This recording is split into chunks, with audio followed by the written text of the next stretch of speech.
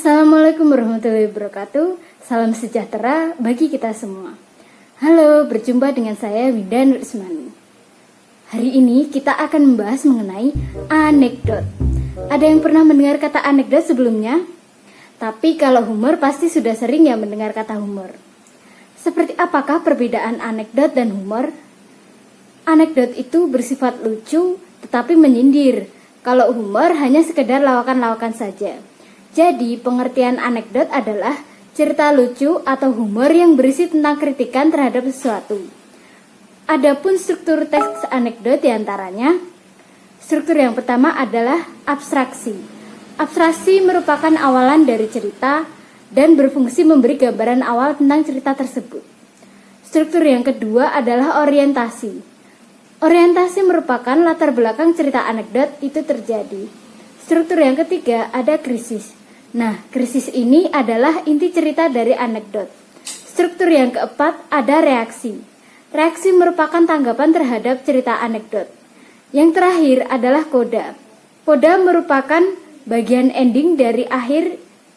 akhir dari cerita anekdot. Nah, kalian bisa simak contoh berikut.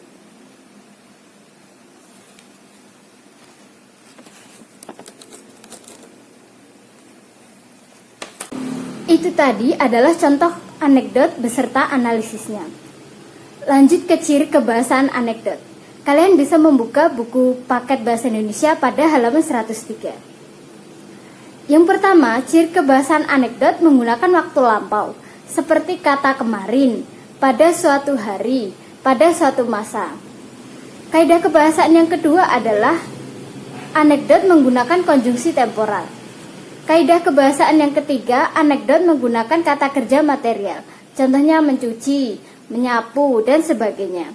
Kaidah yang keempat, anekdot memakai urutan waktu, biasanya alur maju atau urut. Jadi urutan anekdot itu pasti dari abstraksi, orientasi, krisis, reaksi, dan koda. Kaidah kebahasaan yang terakhir adalah menggunakan pertanyaan yang retoris, yaitu pertanyaan yang tidak membutuhkan jawaban, hanya bertujuan pada penekanan saja. Misalnya, manusia itu bernafas dengan paru-paru, bukan? Nah, itu tadi penjelasan mengenai materi anekdot. Sekarang kalian simak contoh berikut dan analisiskan sesuai struktur anekdot. Terima kasih sudah menonton video ini dan selamat belajar.